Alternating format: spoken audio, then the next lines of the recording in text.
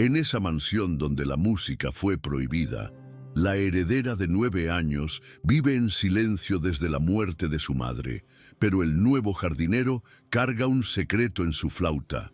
La melodía que toca a escondidas puede ser la llave al alma de la niña o la razón de su propia ruina. Si el sonido de esta promesa ya te ha erizado la piel, imagina la sinfonía completa. Únete a nuestra orquesta de contadores de historias. Solo tienes que suscribirte. Tu presencia es la nota que nos afina. Deja tu like para que nuestra melodía llegue más lejos y activa la campana, pues el próximo acto de esta ópera de emociones está a punto de comenzar y eres nuestro invitado de honor. El jardín de la mansión Aguirre era demasiado perfecto. Era un lugar donde cada hoja parecía haber sido pulida a mano, cada pétalo de rosa colocado por un artista. Pero era una perfección fría, silenciosa. No se oía el canto de los pájaros, ni el zumbido de las abejas. Era un jardín que contenía la respiración. Daniel sintió eso en su primer día de trabajo, mientras recortaba los bordes del césped con una precisión que rozaba lo sagrado. Sentía el peso de ese silencio, viniendo de un mundo de patios ruidosos y radios sonando en casa del vecino. Esa quietud era antinatural, casi enfermiza. Necesitaba ese empleo más que el aire que respiraba. Cada céntimo era sagrado, destinado al tratamiento de su hermana pequeña, Julia, y por eso estaba dispuesto a adaptarse, a volverse tan silencioso como las estatuas de mármol que vigilaban los parterres de flores. Fue al segundo día cuando la vio, Lucía, la única heredera de la fortuna Aguirre. Una niña de 9 años, de pelo oscuro y ojos tan grandes y tristes que parecían contener toda la melancolía del mundo. No jugaba, no corría, simplemente caminaba por los senderos de piedra del jardín, siempre seguida a una distancia respetuosa por una institutriz de uniforme gris. Era como un pequeño fantasma en su propio paraíso, una princesa exiliada en su castillo. Se movía con una delicadeza etérea, sus pies apenas tocando el suelo, y por encima de todo era silenciosa. Daniel trabajó allí durante 3 días y en ningún momento escuchó el sonido de su voz, solo el silencio. Un silencio que parecía venir de un lugar mucho más profundo que la simple ausencia de palabras. Fue uno de los empleados más antiguos quien le contó la regla, en un susurro, durante el almuerzo en la cocina de servicio. Nunca, chico, nunca, bajo ninguna circunstancia, hagas ningún tipo de ruido musical, ni silbar, ni tararear, ni radio, nada. Daniel frunció el ceño sin entender. ¿Por qué? El hombre miró a ambos lados antes de responder. La señora doña Marina, la madre de la niña, era una cantante famosa, una soprano. La casa vivía llena de música. Hace 2 años tuvo un desvanecimiento, un colapso, en medio de una actuación. Murió en el escenario, delante de cientos de personas. A Daniel se le puso la piel de gallina. Desde ese día el patrón, don Julián, decretó el silencio. Cree que la música es un recuerdo demasiado doloroso para Lucía. La música, aquí, es un fantasma prohibido. Ahora, todo tenía sentido. La perfección fría del jardín, la ausencia de vida, el silencio opresor, eran los síntomas de un duelo que había congelado el tiempo. Julián Aguirre, un hombre a quien Daniel solo veía de lejos, entrando y saliendo de coches blindados, era el arquitecto de esa prisión de silencio.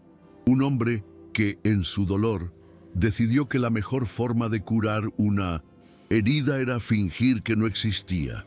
Contrató a los mejores psicólogos, a los tutores más caros, todo para arreglar el silencio de su hija, pero sin tocar nunca la causa raíz del dolor.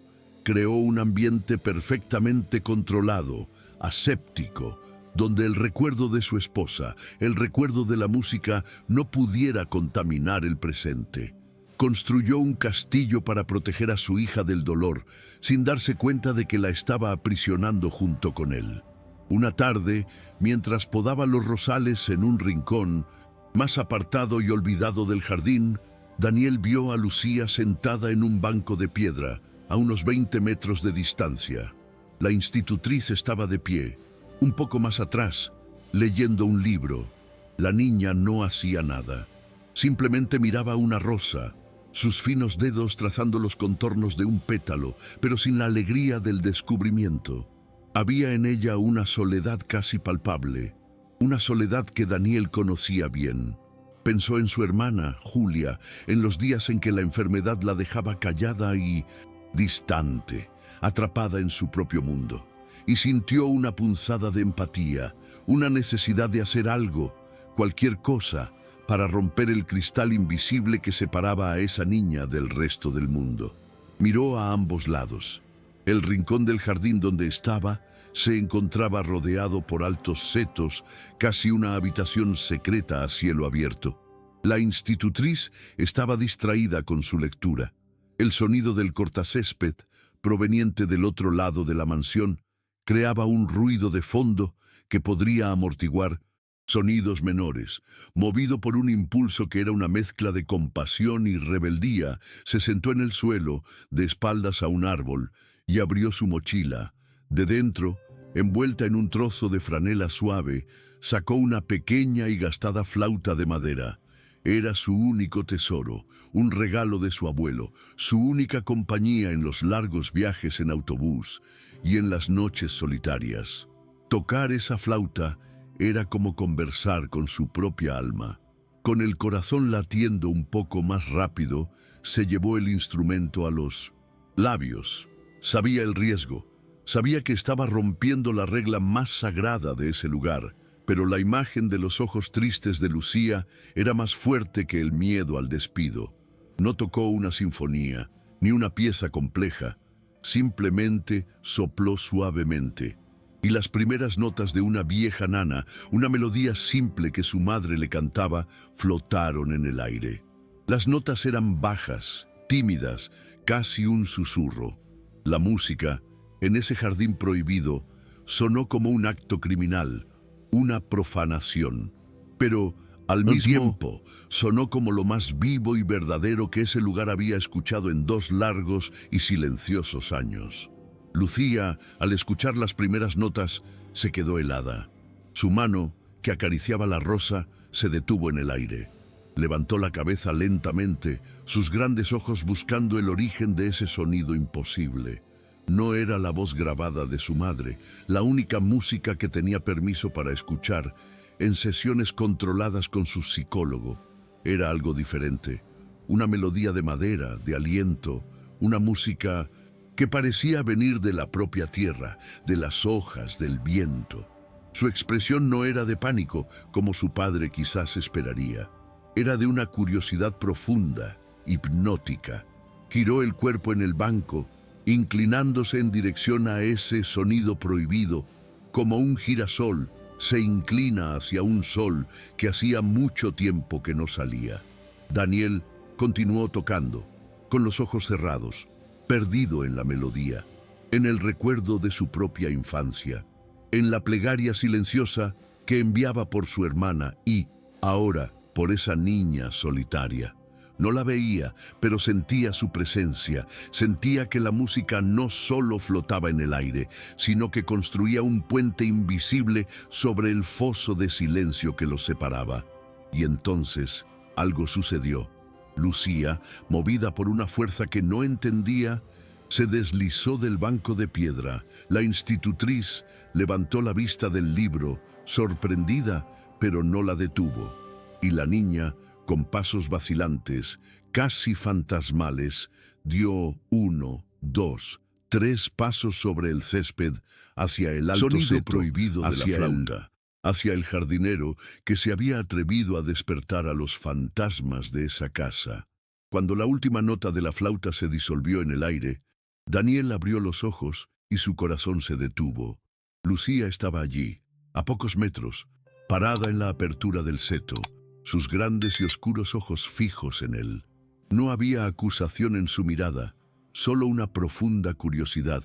como si estuviera ante una criatura mágica que nunca antes había visto. Detrás de ella, la institutriz, doña Margarita, tenía una expresión de puro shock, con la mano cubriéndose la boca. Daniel se quedó helado, la flauta de madera en sus manos de repente pesando como plomo. Esperó el grito, la orden de que se fuera, la tormenta que sabía que había provocado. El silencio que siguió fue más aterrador que cualquier reprimenda. En ese instante, los tres formaron un triángulo de secretos, unidos por una melodía prohibida que se había atrevido a despertar el alma dormida de ese jardín. Para sorpresa de Daniel, la institutriz no gritó, simplemente bajó la mano lentamente y con un gesto casi imperceptible se llevó un dedo a los labios, una petición de silencio. Luego tocó suavemente el hombro de Lucía. La niña pareció despertar de un trance, parpadeó varias veces y miró a Daniel una última vez antes de que doña Margarita la guiara gentilmente de vuelta al sendero de piedras, susurrándole algo que él no pudo oír. Daniel se quedó solo, el corazón todavía latiendo descontrolado en su garganta. Rápidamente guardó la flauta en la mochila, sintiéndose un criminal. ¿Qué había hecho? Ese acto impulsivo de compasión podría costar el tratamiento de su hermana, el techo sobre su cabeza. La inesperada amabilidad de la institutriz era aún más desconcertante.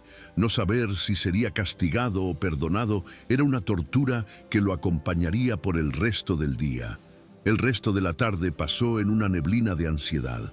Cada vez que escuchaba pasos acercándose, Daniel esperaba ser llamado por el mayordomo, ser llevado ante la presencia de Julián Aguirre para recibir su sentencia. Pero no pasó nada. Continuó su trabajo, las manos temblando mientras podaba las gardenias, la mente repasando la escena una y otra vez. La imagen de los ojos de Lucía, tan vacíos antes y ahora llenos de una luz inquisitiva, no se le iba de la cabeza. Había hecho algo peligroso, pero también había hecho algo correcto. Había provocado una reacción, una chispa de vida en esa pequeña estatua de tristeza. La incertidumbre lo consumía. Al final del día, cuando cruzó los portones de la mansión, no sintió el alivio de la libertad, sino el peso de un secreto compartido y la angustia de no saber si le permitirían volver al día siguiente. Esa noche, en su pequeña y sencilla habitación, en un piso de Vallecas, Daniel miraba una foto descolorida en su mesita de noche. En ella, una niña de pelo rizado y amplia sonrisa lo abrazaba. Julia, su hermana pequeña, la razón de todo. Hacía un año, desencadenada por un trauma en el colegio, Julia comenzó a presentar síntomas aterradores. Periodos de mutismo selectivo, donde su voz simplemente desaparecía durante días, y una debilidad en las piernas que los médicos no podían explicar. Los análisis no mostraban nada físico. Es psicosomático, decían los especialistas, una palabra cara y vaga que significaba que su cuerpo estaba gritando el dolor que su mente no podía procesar. El tratamiento, una combinación de terapia y seguimiento especializado, era caro, y el peso de cada consulta recaía enteramente sobre los hombros de Daniel. La flauta de madera era la única herencia de valor que poseía su familia. Había sido de su abuelo, un artesano que creía que la música era una forma de oración. Daniel aprendió a tocar con él, no en conservatorios, sino sentado en el balcón de casa, imitando los sonidos de los pájaros. Y fue esa música la que se convirtió en el único remedio que parecía llegar a Julia en sus momentos de crisis. Cuando la ansiedad la encerraba en su capullo de silencio, cuando su cuerpo se negaba a obedecer, Daniel se sentaba a su lado y tocaba. Eran melodías simples, nanas que su madre les cantaba. Y, lentamente, la música parecía encontrar una grieta en su armadura, calmando la tormenta interna. Para Daniel, la música no era un pasatiempo, era una herramienta de curación. el único lenguaje que conocía para conversar con el dolor. Por eso, al ver a Lucía, no vio solo a una niña rica y mimada. Los síntomas reconoció, vio la misma prisión de silencio, la misma mirada distante que veía en su propia hermana. El impulso de tocar para ella no fue solo un acto de rebeldía o compasión, fue un acto de reconocimiento. Su alma, entrenada en la escuela del dolor de su propia familia, identificó un alma gemela de sufrimiento. Sabía, por experiencia propia, que a veces los tratamientos más caros y los especialistas más renombrados no podían llegar a los lugares que una simple nana sí podía. Sabía que el silencio de Lucía no era un vacío, sino un grito ahogado. Y él, con su flauta de madera, tenía la llave para, quizás, empezar a abrir esa puerta. Al día siguiente, para su sorpresa y alivio, nadie le impidió entrar en la mansión. Todo parecía normal, aterradoramente normal. Pero algo era diferente. Mientras rastrillaba las hojas secas cerca de la fuente, se dio cuenta de que Lucía lo observaba desde la ventana de su habitación, en el segundo piso. Ya no vagaba por el jardín como una sombra. Estaba quieta, observándolo. Cuando sus miradas se encontraron, ella no apartó la vista. Hubo un intercambio silencioso, un reconocimiento. Él ya no era solo el jardinero anónimo, era el hombre de la música, y ella ya no era la heredera inalcanzable. Era la niña que había escuchado su secreto. Se había sellado un pacto invisible entre ellos, un pacto de curiosidad y esperanza. Más tarde, mientras almorzaba solo en el área de servicio, doña Margarita, la institutriz, se acercó. Le puso una taza de café al lado de su plato y, sin que nadie más pudiera oír, dijo en voz baja: «No sé qué hiciste ayer, muchacho, ni por qué lo hiciste, pero fue la primera vez en 2 años que vi a la niña Lucía caminar hacia algo, en lugar de simplemente deambular sin rumbo». Lo miró con una seriedad que era una mezcla de advertencia y complicidad. «El señor Aguirre es un hombre peligroso cuando se trata de su hija. Ten mucho, mucho cuidado». Se alejó antes de que él pudiera responder, dejando a Daniel con el corazón acelerado y la certeza de que, en efecto, había despertado algo poderoso, para bien o para mal. La advertencia de la institutriz debería haberlo asustado, pero en cambio solidificó su decisión. El miedo a ser despedido ahora parecía pequeño en comparación con la responsabilidad que sentía. Había visto una reacción, una chispa de vida en los ojos de Lucía. Dejarla volver a su capullo de silencio ahora parecía una crueldad mayor que el riesgo de perder el empleo. Esa tarde, en el mismo rincón escondido del jardín, se sentó de nuevo bajo el árbol. Miró a su alrededor, el sol filtrándose entre las hojas. Esta vez no fue un impulso, fue una elección. Abrió la mochila, sacó la flauta y con una respiración profunda se llevó el instrumento a los labios. Estaba eligiendo deliberadamente ofrecer su medicina a la niña silenciosa, aún sabiendo que el precio de esa consulta podría ser todo lo que tenía. La melodía de la flauta volvió a llenar el rincón escondido del jardín. Esta vez, sin embargo, no había vacilación en la música de Daniel. Había un propósito, y como si respondiera a una llamada secreta, Lucía apareció. No se escondió detrás de la estatua, sino que caminó con una determinación silenciosa hasta el banco de piedra y se sentó. Se convirtió en su audiencia, un público de una sola persona. Sus ojos grandes y tristes no se apartaban de los movimientos de los dedos de Daniel sobre la madera de la flauta. No había palabras entre ellos, ni falta que hacía. La música era la conversación. Daniel tocaba las melodías de su infancia, canciones sobre ríos y estrellas, y ella las recibía como tierra seca recibe la lluvia, absorbiendo cada nota, cada vibración, en un silencio que ya no era de vacío, sino de escucha. Ese jardín, antes un monumento al duelo, se había transformado en un teatro clandestino de esperanza. El ritual secreto continuó durante varios días. Todas las tardes a la misma hora, Daniel se sentaba bajo el árbol y tocaba, y Lucía aparecía, sentándose en el mismo banco.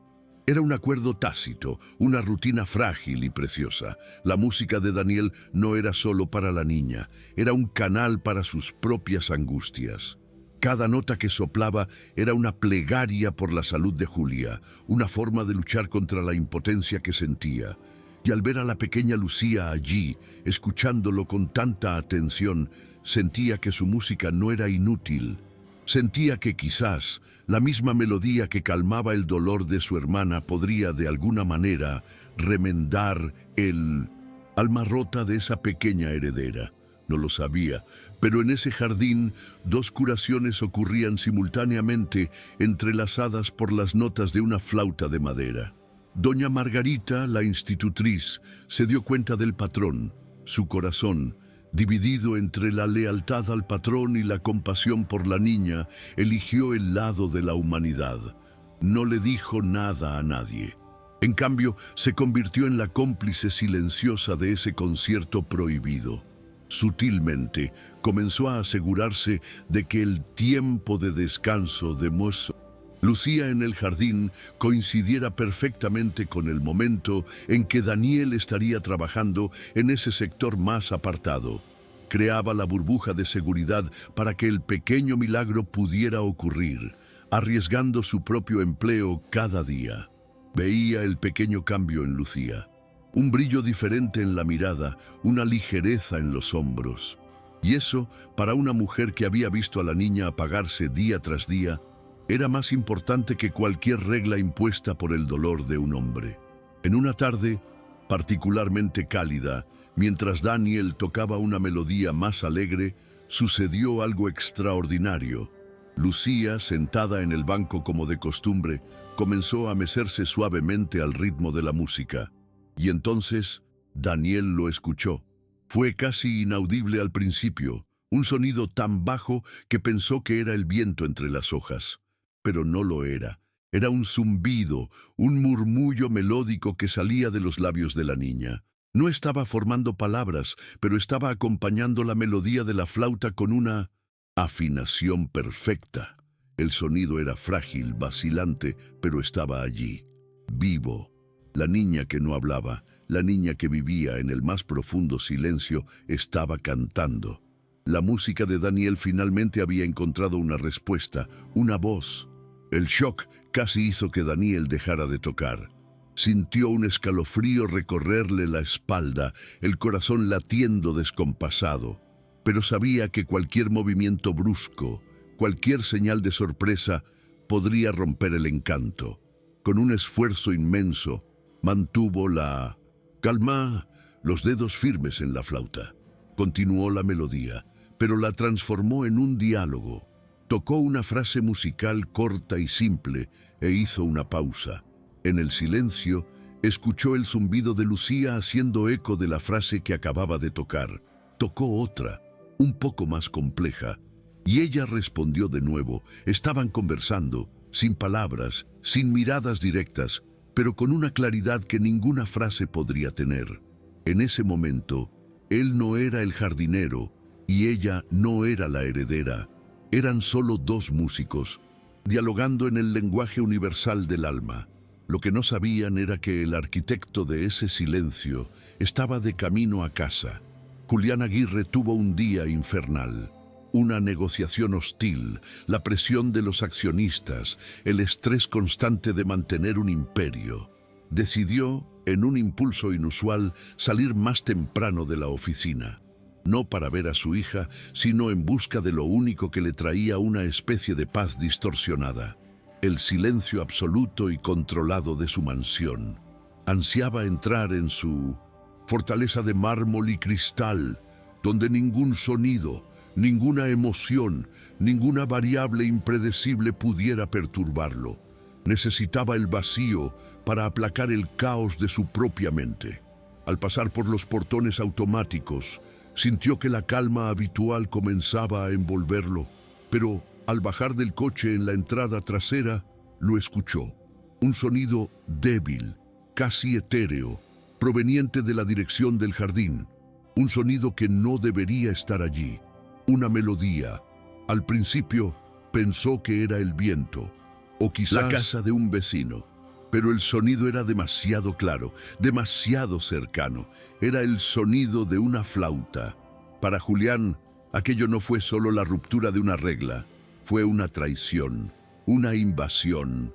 El fantasma que había pasado 2 años tratando de exorcizar estaba allí, en su jardín, burlándose de su control, profanando el santuario de silencio que había construido con tanto esmero sobre la tumba de sus recuerdos. La furia tomó el lugar del cansancio, una furia fría, precisa, letal. Se movió por su propio jardín con el sigilo de un depredador, sus zapatos caros, sin hacer ruido sobre el césped perfectamente cortado. Seguía el sonido, el rostro una máscara de desprecio. Esperaba encontrar a algún empleado nuevo e insolente, con una radio o un móvil. Alguien a quien pudiera despedir con placer, reafirmando su autoridad y restaurando el orden. Se acercó al alto seto, el sonido ahora claro e inconfundible, mezclado con algo más. Un segundo sonido que no identificó de inmediato. Un zumbido suave, casi un lamento infantil. Apartó una rama, preparándose para lanzarse. Y entonces vio, y la escena lo golpeó con la fuerza de un puñetazo. No era una radio, era el jardinero nuevo, sentado en el suelo, tocando una flauta de madera. Pero el shock no fue ese. El shock fue ver a su hija, Lucía, la niña del silencio, sentada en el banco de piedra, con los ojos cerrados, la cabeza ligeramente inclinada hacia el cielo, mientras de sus labios salía ese zumbido melódico que había escuchado de lejos. No parecía triste. No parecía asustada, parecía en paz, parecía viva. La imagen era tan poderosa y tan contraria a todo en lo que él creía, que su cerebro se negó a procesarla de forma positiva. No vio curación, vio manipulación, vio a un extraño, a un empleado, usando algún truco barato para acercarse a su vulnerable hija, violando sus defensas y su casa. El instinto protector de Julián, distorsionado por años de duelo y control, explotó. La escena, que para cualquier otro sería de una belleza conmovedora, para él fue una agresión. Salió de detrás del seto, su sombra cayendo sobre el claro soleado. La música se detuvo en el acto, la nota de la flauta muriendo en el aire con un suspiro asustado. Daniel se levantó de un salto, el rostro pálido de terror. Lucía abrió los ojos, el zumbido cesando abruptamente, la expresión de paz transformándose en puro miedo. El pequeño santuario de ellos había sido invadido, la magia había sido rota por la dura realidad en la forma de su padre. Julián no gritó. Su voz, cuando llegó, era más aterradora que cualquier grito. Era el sonido del hielo al quebrarse. No miró a Daniel, mantuvo los ojos fijos en su hija, que temblaba en el banco. «Lucía», dijo, la voz cortante, «adentro, ahora». La niña, con los ojos llenos de lágrimas, obedeció sin dudar, corriendo de vuelta a la casa, a la seguridad de la prisión silenciosa que conocía. Solo entonces, después de que ella desapareciera de la vista, se giró hacia Daniel. La mirada que le dirigió no contenía solo rabia, contenía la promesa de una destrucción fría y metódica. «Y usted», siseó, «a mi despacho, inmediatamente». La oficina de Julián Aguirre era el corazón de su imperio de silencio. Un espacio vasto, de cristal y acero, con vistas a la ciudad que él había ayudado a construir. Allí no era padre ni viudo, era una fuerza, una entidad de pura lógica y control. Daniel estaba de pie ante su enorme escritorio, pareciendo aún más pequeño y frágil bajo las frías luces del lugar. Desde el punto de vista de Julián, el joven jardinero no era una persona, sino un error en el sistema. Una variable caótica que se había atrevido a introducir el elemento más peligroso de todos en su ecuación de supervivencia: la emoción. La rabia que sentía no era solo por la ruptura de una regla. Era el pánico de un hombre que veía cómo el muro que había construido con tanto esfuerzo alrededor de su dolor comenzaba a ser infiltrado por una simple y terca melodía. «Usted conocía la regla», comenzó Julián, la voz baja y controlada sin inflexión. Fue lo primero que le dijeron, la única regla inquebrantable de esta casa. No veía a un muchacho con una flauta, veía un acto deliberado de insubordinación, una afrenta directa a su autoridad, a su duelo.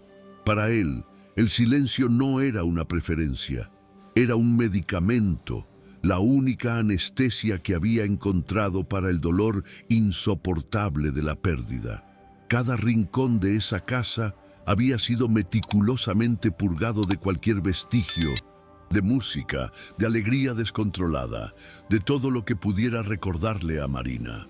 Y ese jardinero, con su flauta de madera, acababa de inyectar el veneno de nuevo en el sistema, amenazando con despertar al monstruo que luchaba por mantener dormido. Daniel intentó explicarse, la voz temblorosa pero sincera. «Señor, lo sé, y le pido perdón, pero su hija parecía tan triste. Yo solo quería... La música ayuda a mi hermana cuando se pone así». La explicación, en lugar de calmarlo, solo alimentó la furia de Julián. Desde su punto de vista, aquello era el colmo de la arrogancia. Un simple jardinero, un chico que apenas conocía, atreviéndose a diagnosticar el alma de su hija, comparando su trauma único y complejo con algún problema doméstico. Él, que pagaba una fortuna a los mejores psicólogos y terapeutas del país, que leía todos los artículos sobre duelo infantil, ahora tenía que escuchar una conjetura de un empleado que olía a césped recién cortado. La presunción de aquello era un insulto a su inteligencia, a su dolor, a su papel de padre. Su rabia, sin embargo, era solo la capa superficial de algo mucho más profundo y oscuro: la culpa. Desde el punto de vista de Julián, la música no era solo un recuerdo de Marina, era el arma del crimen. Recordaba la noche de su muerte con una claridad que lo torturaba. Ella estaba agotada, quería cancelar la actuación, pero él la animó a ir. Le habló de contratos, de su imagen, del público que la esperaba. Trató su arte como un negocio, su pasión como un producto, y la vio desmayarse en el escenario, bajo los focos, mientras cantaba el aria que él mismo había insistido en que no quitara del repertorio. La música no era solo lo que ella amaba, había sido su sentencia de muerte, una sentencia que él, en cierto modo, había ayudado a firmar. Por eso, el silencio se convirtió en su refugio y su penitencia. Al prohibir la música en la mansión, no solo intentaba proteger a Lucía del recuerdo de su madre, intentaba protegerse a sí mismo de su propia culpa abrumadora. Cada nota musical era un eco de esa noche, una acusación. El sonido de la flauta de Daniel en el jardín no fue solo una ruptura de una regla, fue la violación de su santuario de negación. Fue alguien jugando con el revólver que guardaba bajo llave en un cajón, alguien que no entendía el poder de destrucción que esas simples notas contenían, y necesitaba, con todas sus fuerzas, hacer que ese sonido se detuviera para siempre, para que el monstruo de la culpa no despertara por completo y lo devorara. Miró el rostro asustado de Daniel y proyectó en él toda su frustración. «Usted no sabe lo que es proteger a alguien de verdad», dijo, la voz llena de un desprecio que era en realidad autodesprecio. No tiene ni la más remota idea de lo que esa música representa, del peligro que trae a esta casa. Le hablaba a Daniel, pero las palabras eran para sí mismo, para el fantasma de Marina, para el universo al que sentía haber traicionado. Estaba ciego por el dolor, incapaz de ver que la niña en el jardín no reaccionaba a la música con miedo, sino con curiosidad. No veía la curación, veía solo la repetición de la enfermedad, la amenaza de la pérdida manifestándose de nuevo a través de una melodía. La decisión, para él, era lógica, inevitable. Era la única forma de restaurar el orden, de encerrar al monstruo de nuevo en su jaula. «Recoja sus cosas», dijo, la voz ahora completamente desprovista de emoción. «Su pago final será depositado en su cuenta. Mañana. El jefe de seguridad lo acompañará hasta la puerta. No quiero volver a verlo en esta propiedad, nunca más». La sentencia fue dictada con la frialdad de un juez, sin espacio para apelaciones. Eliminar la variable, restaurar el silencio, era el único protocolo que conocía para sobrevivir. Era la única forma que conocía de proteger lo que quedaba de su familia, aunque esa protección significara construir muros cada vez más altos a su alrededor. Daniel sintió que el suelo desaparecía bajo sus pies. El empleo, el tratamiento de Julia, la conexión silenciosa con Lucía, todo derrumbándose por una canción. Asintió, con el corazón destrozado, pero con una extraña dignidad. No suplicó, no discutió. Simplemente miró a Julián una última vez. «Tiene razón, señor», dijo en voz baja pero clara. «No sé lo que esa música representa para usted, pero vi lo que representó para su hija hoy. Y fue la primera vez que la vi parecer libre». La palabra «libre» quedó suspendida en el aire de la silenciosa oficina después de que Daniel se fuera. Una semilla peligrosa plantada en la mente del hombre que más temía la libertad. Daniel se fue. Julián se quedó solo en su oficina, con el silencio restaurado. Pero, por primera vez, el silencio no le trajo paz. Era pesado, opresivo. La palabra libre resonaba en su cabeza, burlándose de su control. Pasó el resto del día intentando trabajar, pero la imagen de Lucía, con la cabeza inclinada, escuchando la flauta, se superponía a los gráficos. Informes. Había ganado, había reafirmado su autoridad, protegido su casa de la invasión de la música. Había aplastado la pequeña rebelión, pero, mientras miraba la ciudad encenderse afuera, no se sentía como un ganador. Se sentía como el carcelero de una prisión cada vez más vacía y silenciosa. La cena de esa noche fue la prueba de su amarga victoria. El silencio en la mesa era tan denso que casi se podía tocar. Lucía había vuelto a su forma fantasmal. No tocó la comida que la cocinera preparó con tanto esmero. Simplemente empujaba las verduras de un lado a otro del plato, con la mirada perdida en el vacío. Julián intentó iniciar una conversación. Le preguntó por su día, por sus estudios. Ella respondió con monosílabos: sí, no, no sé, sin levantar la vista. La pequeña chispa de vida que había visto en el jardín, la curiosidad, la reacción, todo se había extinguido. Había restaurado el orden, pero al hacerlo, había apagado de nuevo la luz de su hija. Más tarde, pasó por su habitación. La puerta estaba entreabierta. La vio sentada en la cama, de espaldas a la puerta. En sus manos sostenía un objeto que no había visto en mucho tiempo, una pequeña caja de música de madera, un regalo de Marina. La caja estaba rota, el mecanismo atascado, ya no sonaba. Pero Lucía la sostenía con ambas manos, como si pudiera extraer de ella algún recuerdo, algún consuelo. Entonces la escuchó susurrar, la voz débil, un lamento que le atravesó el corazón como una cuchilla de hielo. «La música se fue otra vez, papá». Fueron las primeras palabras que le dirigió en meses, y fueron una acusación, una sentencia. Julián retrocedió de la puerta, sintiéndose sofocado. Caminó hasta su oficina, el lugar que antes era su refugio y ahora parecía su celda. Sobre el escritorio estaban los papeles del despido de Daniel, listos para ser firmados y archivados. Cogió el bolígrafo, pero su mano no obedeció.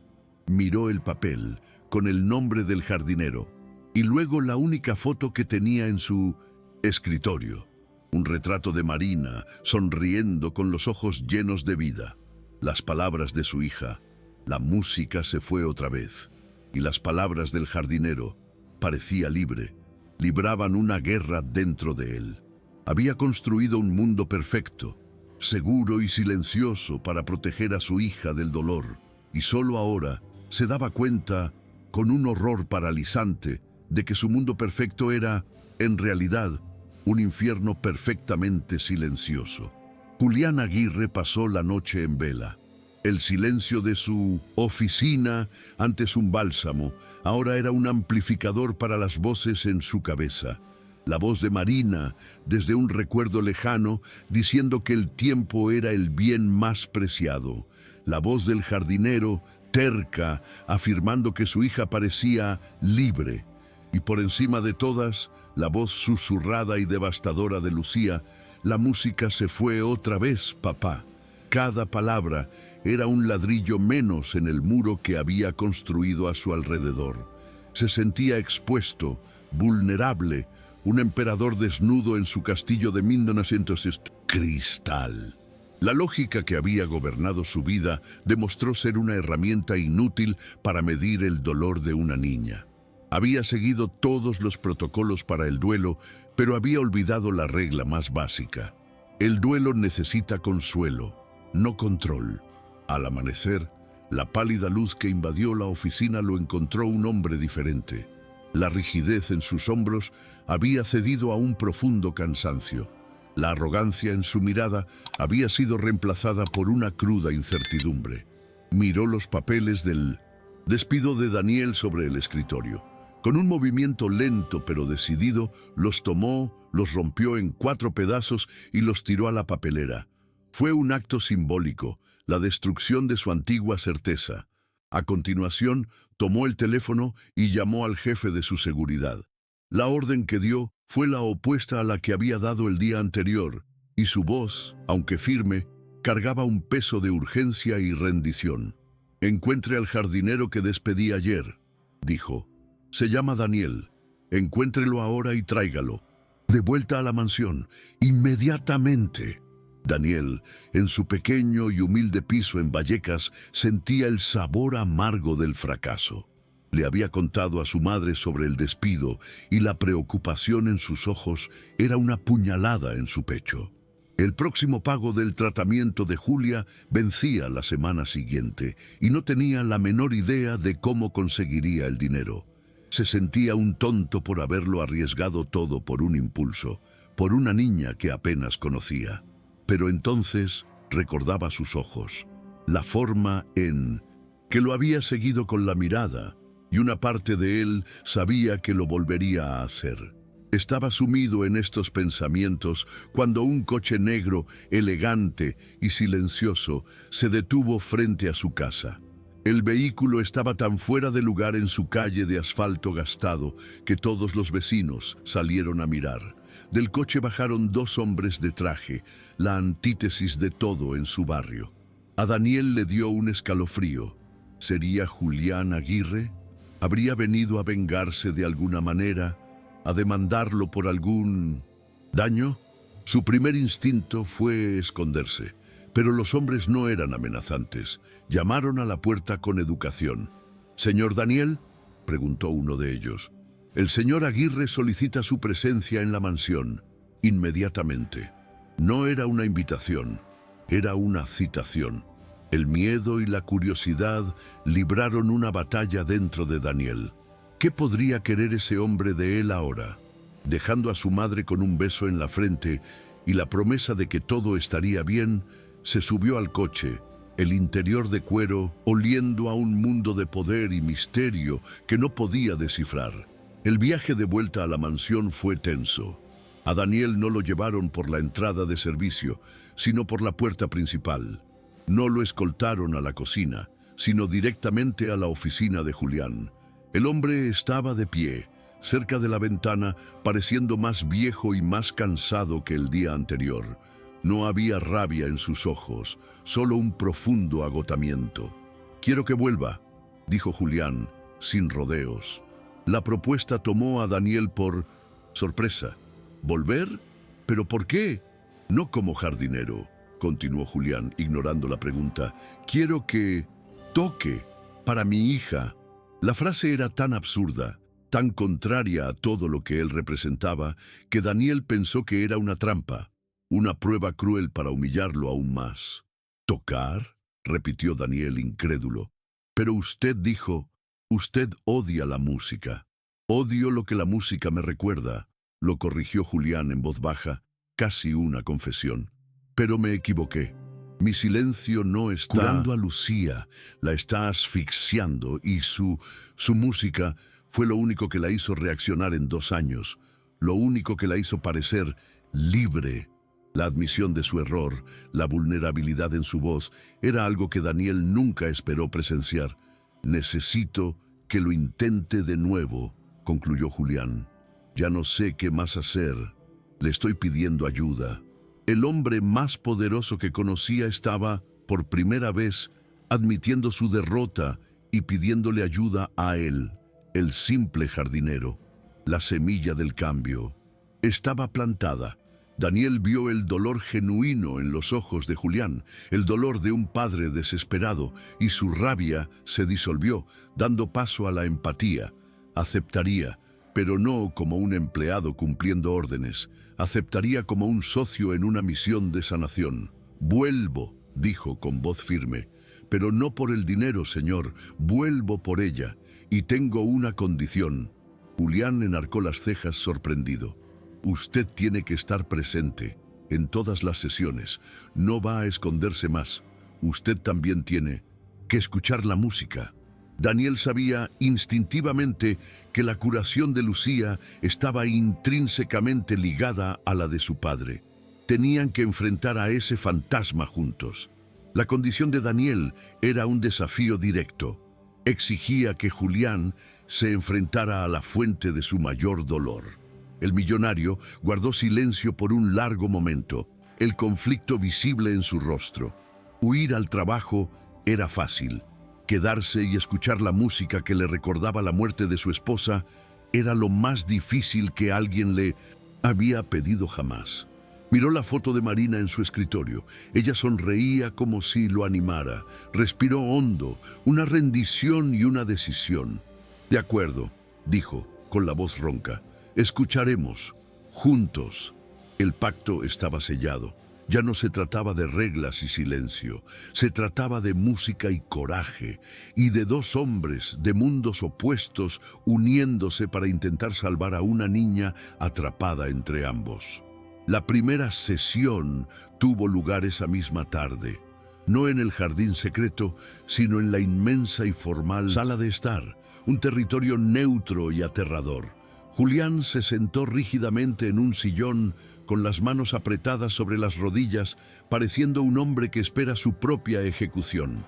Lucía fue traída por la institutriz y se sentó en un puff en la alfombra, sus ojos alternando entre su padre y Daniel, la pequeña jueza de ese tribunal de emociones. La tensión en el aire era casi insoportable. Daniel, sintiendo el peso de ese momento, sacó la flauta de la mochila con las manos sudorosas. Miró a Julián, luego a Lucía, y entendió que no estaba allí solo para tocar una melodía. Estaba allí para dirigir un delicado y peligroso concierto de almas. Empezó a tocar. La melodía era aún más suave, más delicada que las que había tocado en el jardín. Era casi un susurro, una pregunta musical. Lucía, que había estado tensa, comenzó a relajarse, su cuerpo inclinándose instintivamente hacia el sonido. Julián, por otro lado, estaba en una agonía silenciosa. Cada nota era una puñalada, superficie trayendo los recuerdos que luchaba por reprimir. Apretó los puños, las uñas clavándose en sus palmas, obligándose a quedarse, a cumplir su parte del trato. No huiría, no esta vez.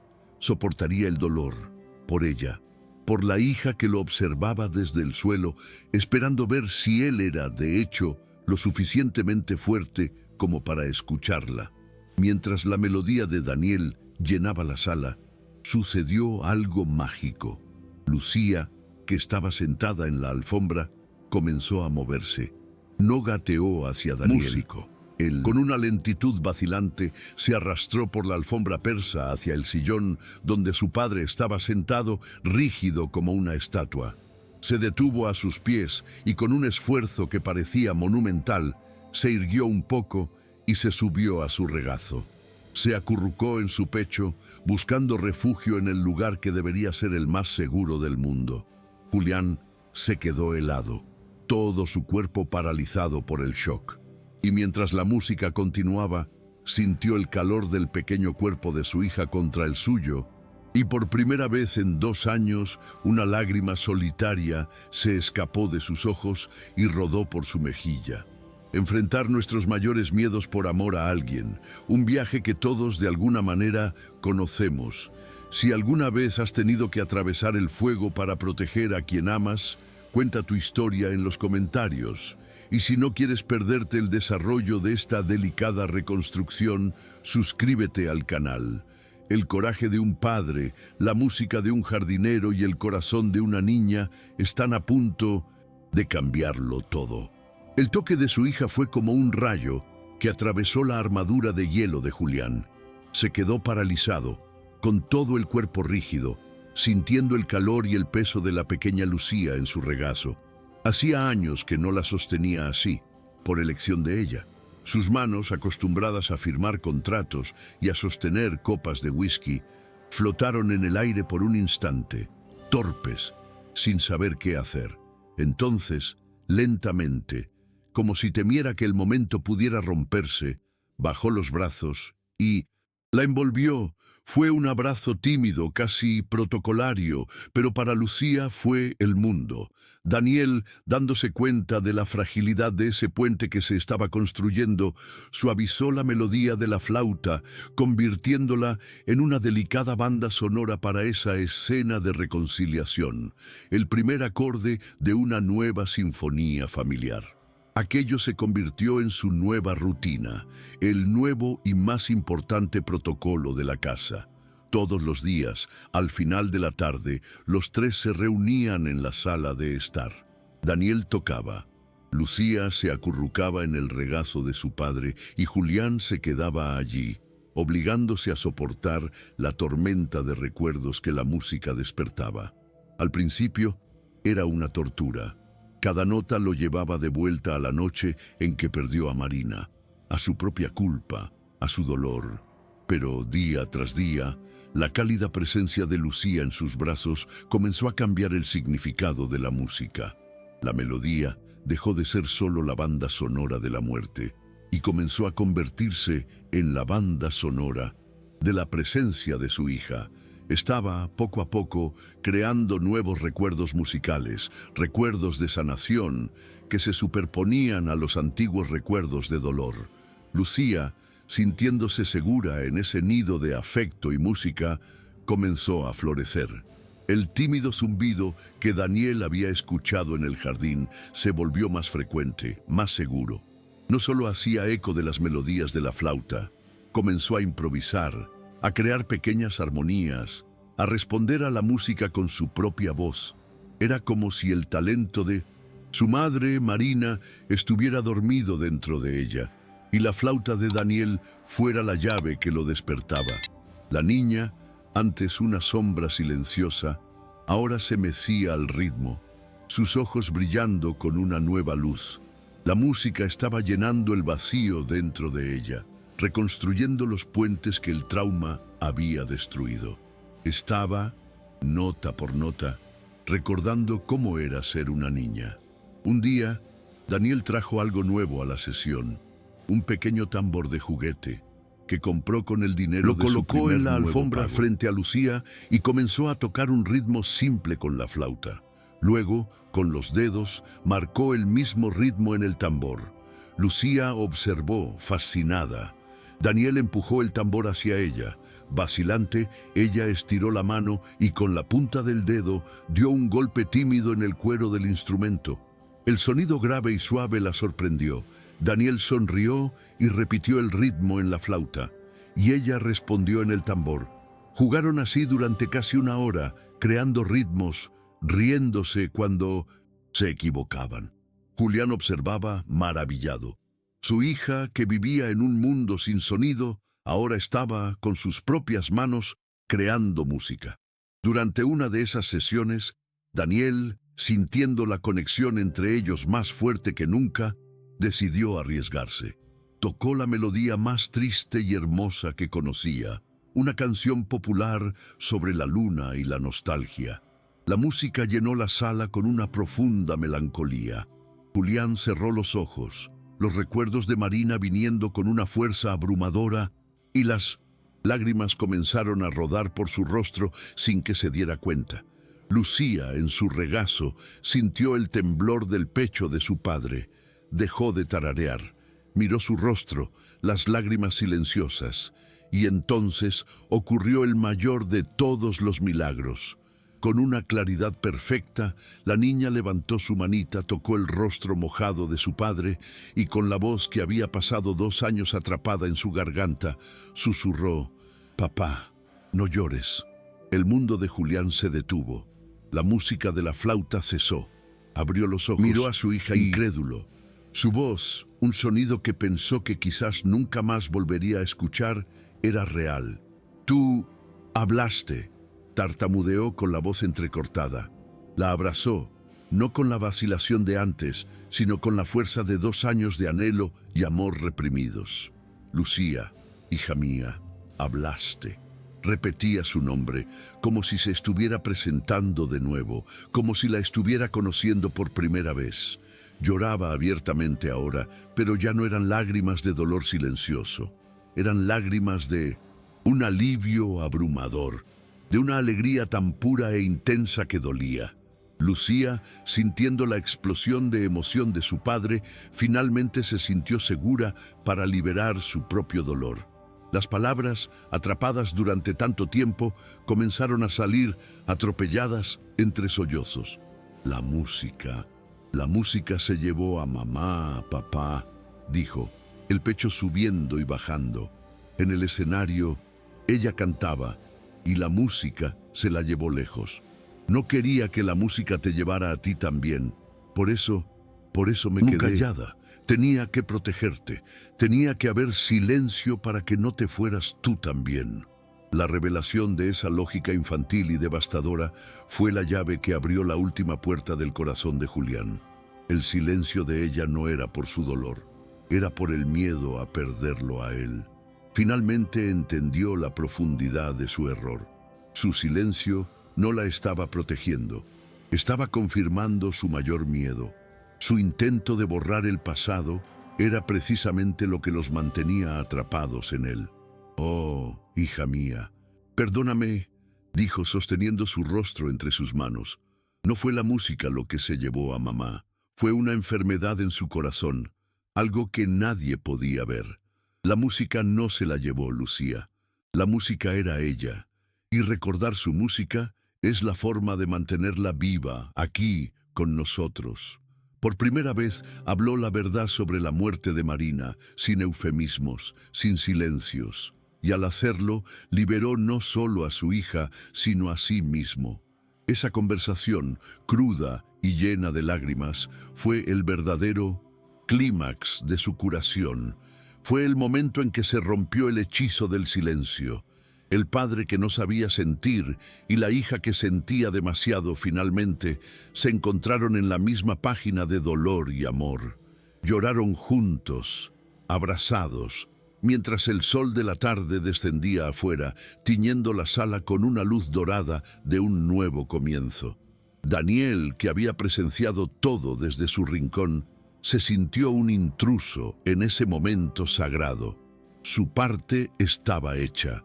La música había abierto la puerta. Ahora, la familia tenía que aprender a cruzarla sola. Se levantó en silencio, guardó su flauta en la mochila, planeando irse sin ser notado. Mientras se dirigía discretamente hacia la puerta, la voz de Julián lo detuvo. «¿A dónde vas?» El tono no era el de un jefe, sino el de un hombre hablando con un igual, con un amigo. «Yo creo que mi trabajo aquí ha terminado», respondió Daniel, sin girarse. «Usted y Lucía se han encontrado. No has entendido nada, ¿verdad?», dijo Julián, la voz ahora más Firme, Daniel se giró confundido. Tú no eras el jardinero, no eras el flautista, eres el arquitecto de todo esto. Nos recordaste cómo sentir. No eres un empleado que puede ser despedido. Eres parte de esto ahora, eres parte de nuestra familia. La declaración, tan directa y torpe, dejó a Daniel sin palabras. Antes de que pudiera responder, Lucía selló el trato.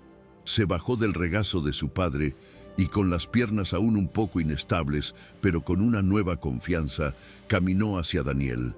Tomó su mano, la misma mano que sostenía la flauta, y lo miró con sus ojos inmensos, ahora libres de la sombra de la tristeza. «Quédate, Daniel», dijo, la voz aún un poco débil, pero clara como el cristal. «Te necesitamos para nuestra orquesta». La oferta de pertenencia, viniendo de la niña a la que había ayudado a rescatar de su prisión de silencio, era irrefutable. Miró sus dos rostros, un hombre roto que aprendía a remendarse y una niña sanada, y supo con una certeza absoluta que había encontrado su lugar en el mundo. El sí de Daniel, aunque no dicho con palabras, selló el nuevo acuerdo. Julián, con una eficiencia que le era peculiar, oficializó el cambio. Reunió a los empleados a la mañana siguiente y anunció, con una formalidad que apenas ocultaba la revolución en curso, que Daniel ya no era el jardinero. Sería, a partir de ese momento, un consultor musical y compañero para Lucía, residiendo en la mansión como un invitado de la familia. La noticia cayó como una bomba silenciosa en 1910. La jerarquía de la casa. El jardinero, el muchacho humilde que había llegado hacía pocas semanas, ahora era, en la práctica, un igual.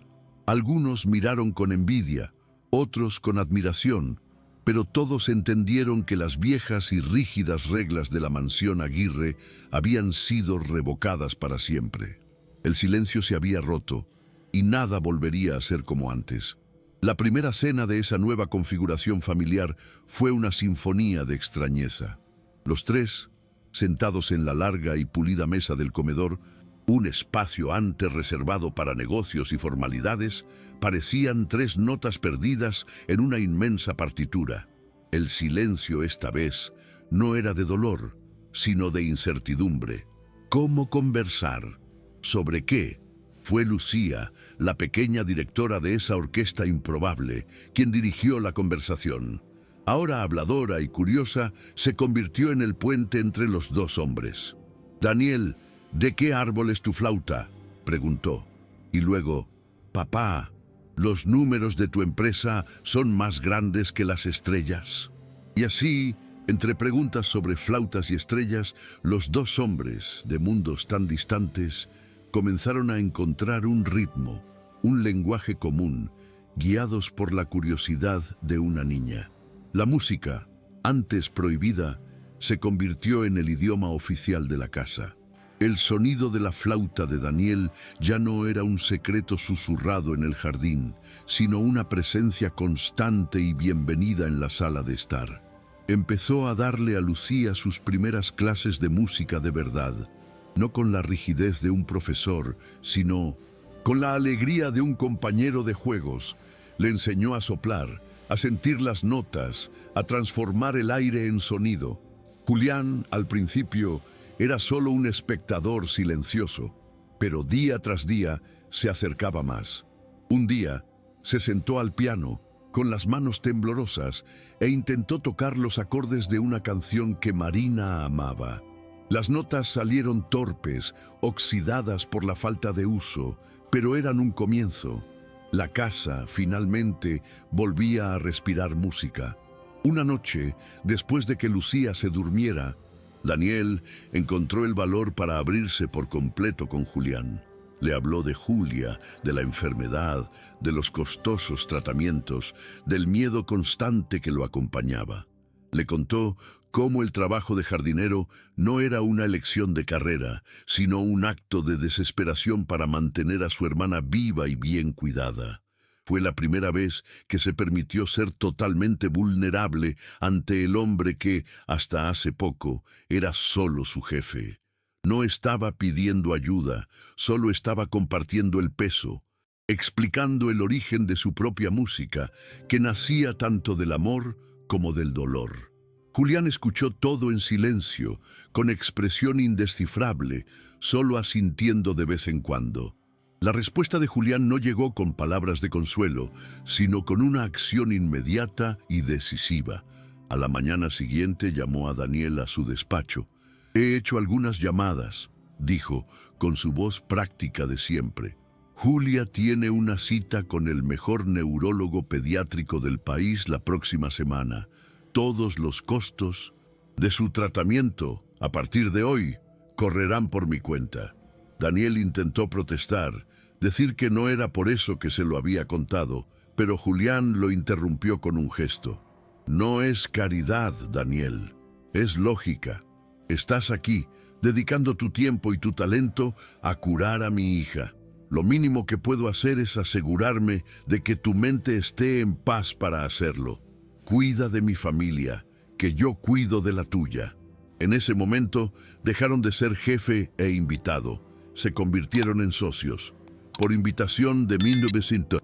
Julián, la madre de Daniel, vino a conocer la mansión. Una mujer sencilla, de manos encallecidas y sonrisa tímida, caminó por las estancias de mármol con un asombro reverente. Pero su mirada no se detuvo en el lujo, sino en la forma en que los tres interactuaban. Vio la manera en que Lucía seguía a Daniel con los ojos, como Julián los miraba a ambos con una ternura que él mismo no percibía. «Mi hijo siempre tuvo este don», le dijo a Julián mientras tomaban un café en la cocina. «Su música no solo viene de la cabeza, viene del alma. Siempre supo cómo encontrar la herida de los demás y soplarle una melodía hasta que dejara de doler». Julián escuchó y entendió que lo que tenía en su casa no era un empleado, sino un sanador poco común. El encuentro más poderoso, sin embargo, ocurrió cuando Julia vino a visitar la mansión. Una niña tímida, que se escondía detrás de las piernas de su hermano, entró en ese universo de riqueza con los ojos asustados. Lucía, que sintió el miedo de la otra niña, se acercó despacio. No dijo nada. Simplemente tomó la flauta de juguete que le había regalado Daniel y tocó una única nota, larga y suave. Julia la miró, sorprendida. Y Lucía, la niña que había sido rescatada del silencio por la música, ahora usaba la música para entrar en el silencio de otra niña. No ofreció palabras, ofreció una nota. Y Julia, por primera vez en semanas, sonrió. Un círculo de sanación, invisible y poderoso, se formó allí, conectando a las dos niñas a través del lenguaje. La transformación de Lucía era la prueba diaria de que su método estaba funcionando. La niña, antes una aparición silenciosa, ahora era una presencia vibrante. Hablaba, reía, cantaba, hacía preguntas sobre todo, quería aprenderlo todo. El silencio que la había definido durante tanto tiempo fue reemplazado por una curiosidad contagiosa. El duelo por su madre no había desaparecido, pero se había transformado. Ahora hablaba de Marina con una dulce nostalgia, no con el dolor del trauma. «¿A mamá le gustaría esta música, Daniel?», preguntaba durante las clases de flauta. Y Daniel respondía: «Estoy seguro de que sí, pequeña. Estoy seguro de que la está escuchando ahora mismo». Y así, el recuerdo de Marina dejó de ser un fantasma para convertirse en el ángel guardián de esa nueva familia. Julián, inspirado por la curación que presenciaba en su propia casa, sintió una inquietud que no era de negocios. Miró su vasta fortuna, su imperio, y por primera vez lo vio no como un fin en sí mismo, sino como una herramienta que había estado usando de forma equivocada. Pasó años acumulando poder para protegerse del mundo, para construir muros, y ahora la convivencia con Daniel y Lucía le mostraba una nueva posibilidad: usar su poder para construir puentes. La idea, al principio vaga, comenzó a tomar forma en su mente, una idea que podría dar un nuevo y verdadero significado al recuerdo de su esposa y a su propia vida. Llamó a Daniel a su despacho. La sala, antes un lugar de intimidación, ahora era un espacio de colaboración. Daniel, comenzó, la forma en que ayudaste a Lucía, esa medicina musical tuya, no puede quedarse restringida a esta casa. Hay miles de otras Lucías por ahí, niños atrapados en sus propios silencios, en familias que no tienen los recursos que yo tengo. Daniel escuchaba sin entender a dónde quería llegar. Quiero crear una fundación, anunció Julián. La Fundación Marina Aguirre, un instituto dedicado a ofrecer musicoterapia gratuita de alta calidad a niños que han sufrido traumas, un lugar que transforme el dolor en música. La propuesta dejó a Daniel atónito. Era un proyecto de una escala y una nobleza que jamás podría haber imaginado.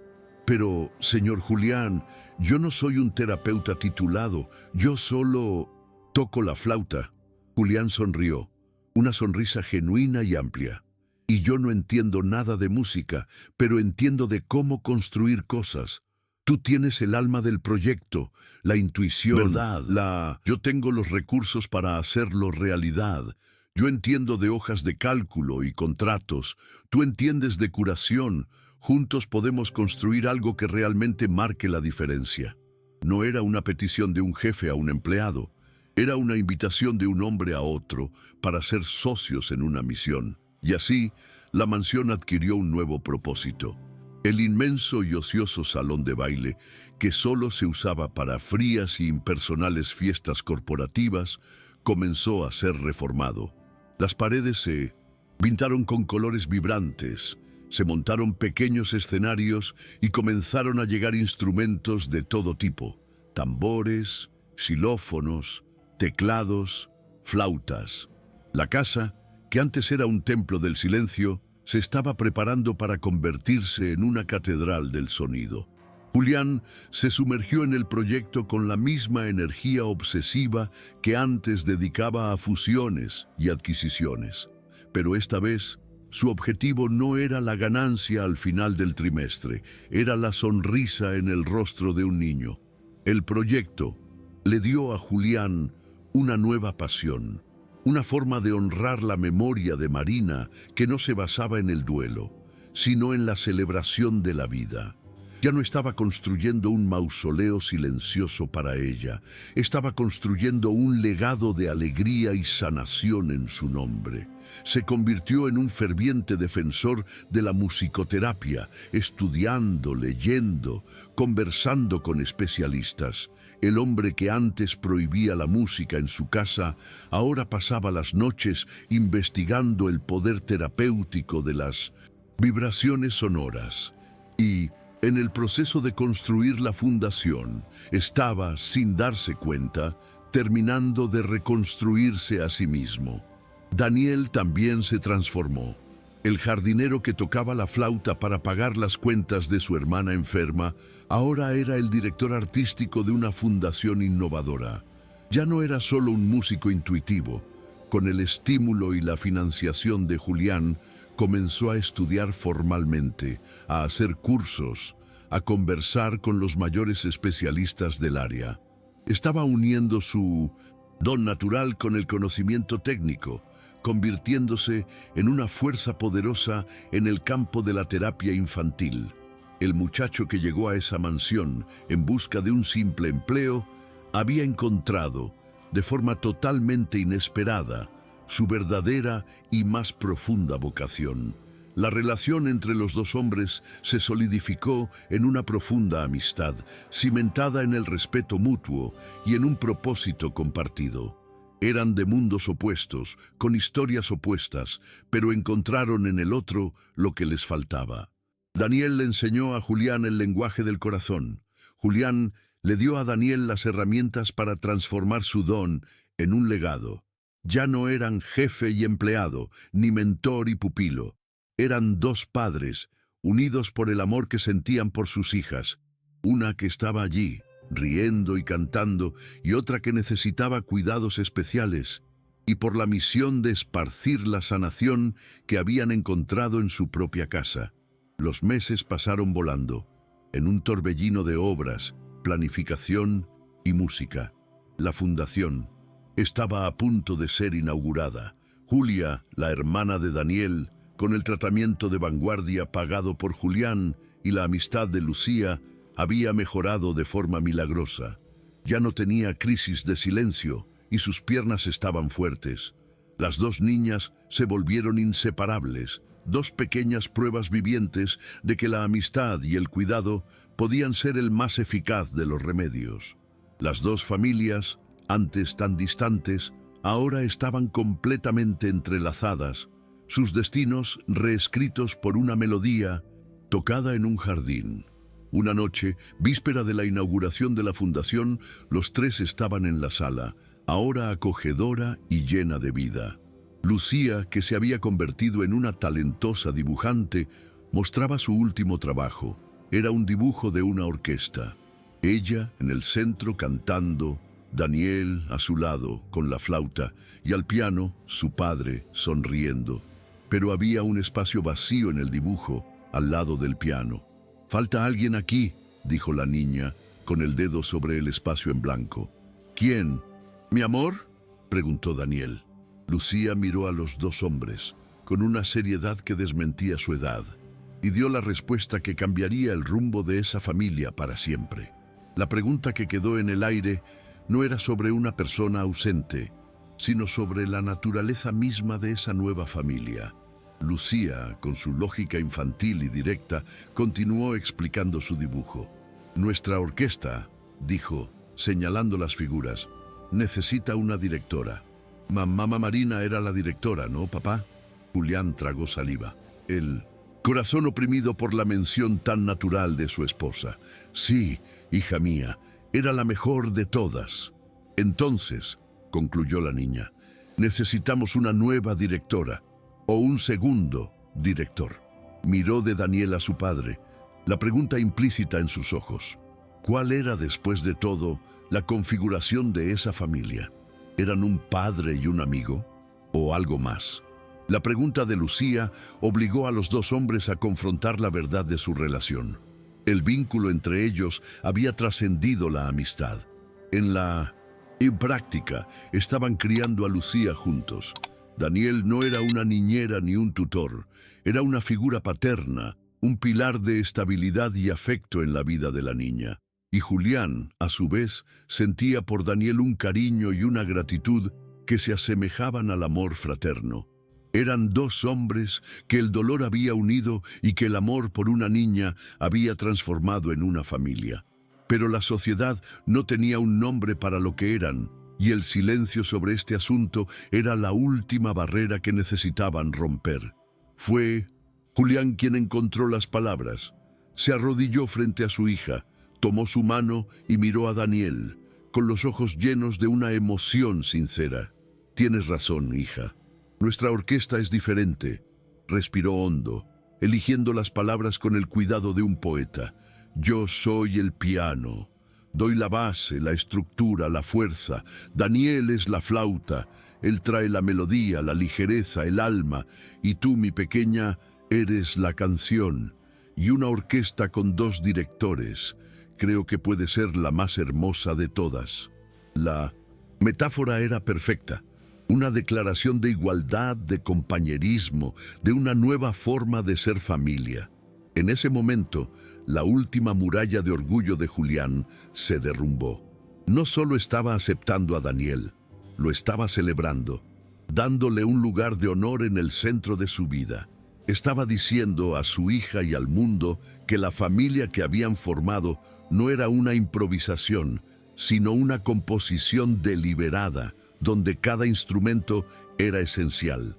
Daniel, al escuchar aquello, sintió que se le llenaban los ojos de lágrimas. El chico pobre, el jardinero, el músico callejero, había encontrado finalmente su lugar, no como un agregado, sino como un director, dirigiendo, junto a otro hombre, la sinfonía de la vida de una niña. La inauguración de la Fundación Marina Aguirre Fue un evento diferente a cualquier otro que la alta sociedad hubiera visto. En el escenario, no solo estaba el multimillonario Julián Aguirre, a su lado estaban Daniel y Lucía. Y el discurso de Julián no habló de inversiones ni de metas. Habló con una honestidad que desarmó a todos sobre su propio viaje de la oscuridad a la luz. Esta fundación no nació de mi dinero, dijo, con la voz entrecortada. Nació del coraje de este hombre. Puso la mano en el hombro de Daniel, que me enseñó que la verdadera curación no está en el silencio, sino en el coraje de volver a escuchar. Y nació de la resiliencia de esta niña.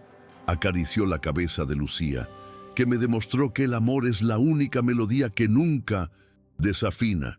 Luego miró al público y concluyó: Daniel no es mi empleado, es mi compañero de vida y de misión, el segundo padre de mi hija, el director que junto a mí dirige la nueva orquesta de nuestra familia.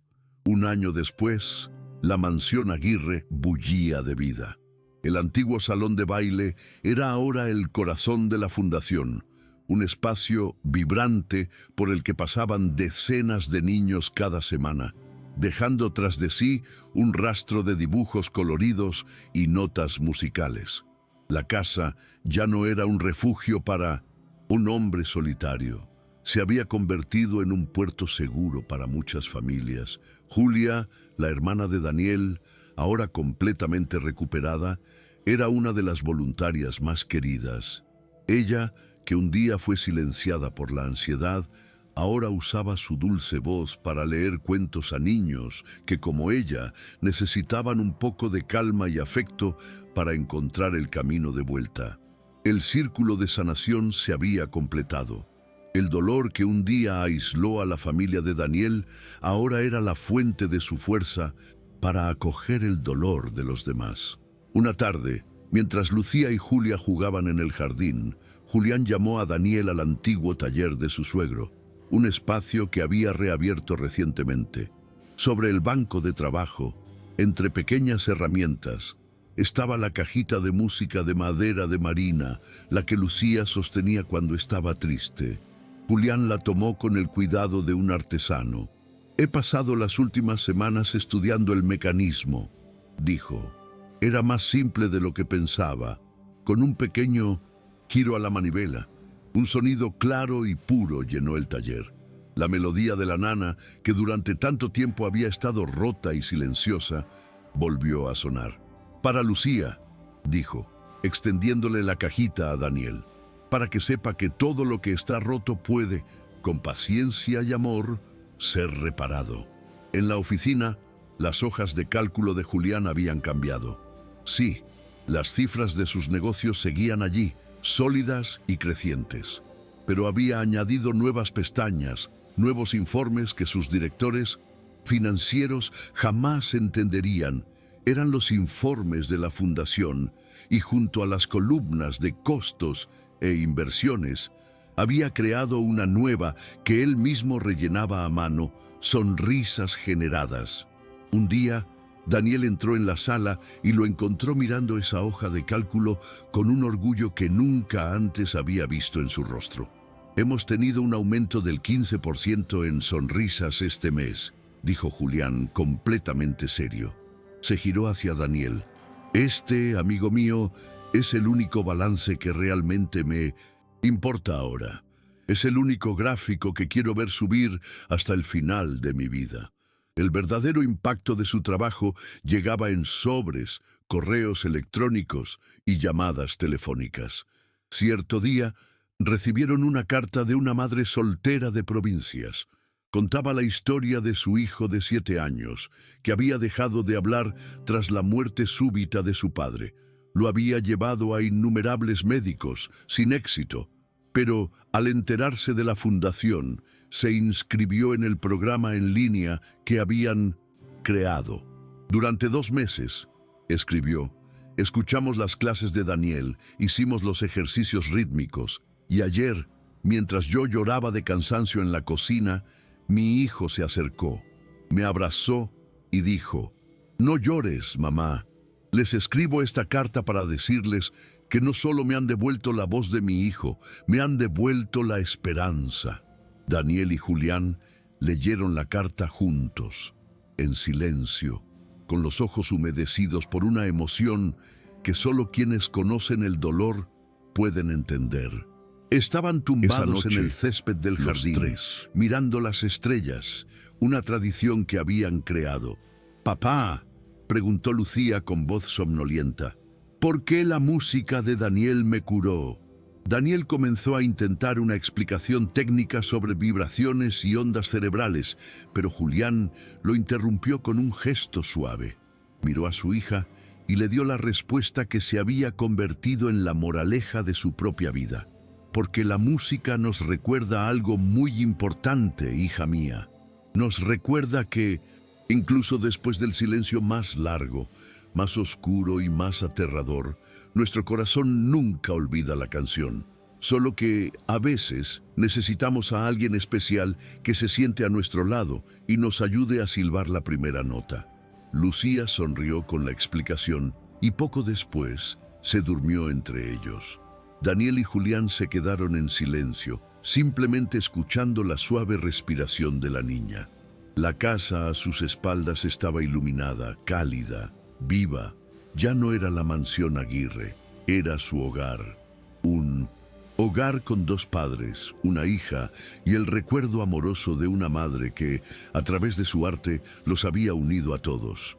Julián se giró hacia Daniel, el mejor amigo, el hermano que la vida le había dado, y dijo en voz baja, «Gracias». Daniel sonrió. «¿Por qué?» «Por silbar», respondió Julián.